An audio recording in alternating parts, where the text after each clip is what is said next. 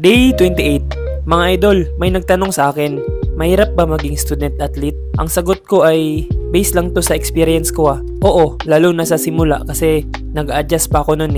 Noong nakapasok ako sa team bilang student athlete, akala ko puro laro na lang at okay na ang college expenses ko. Pero, nagkamali ako. Kaya pala student athlete ang tawag sa amin kasi student muna bago athlete. Kailangan unahin ang pag-aaral bago ang mga laro. Kailangang ipasa lahat ng subjects, lalo na pag eligibility season na. Kapag may bagsak, siguradong di ka makakapasok sa lineup.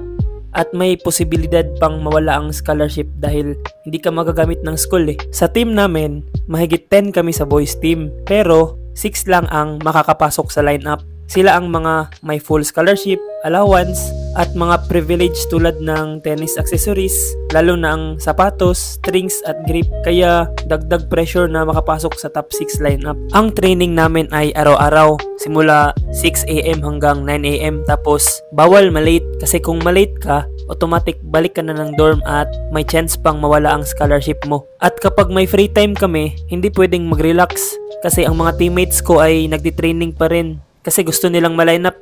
Kaya ako, kailangan ko ding mag-extra training para makasabay. Gym dito, gym doon, tennis dito, tennis doon. Kaya kung gusto nyong maging isa, ikondisyon nyo ang isip at katawan ninyo. Tandaan nyo yan mga idol.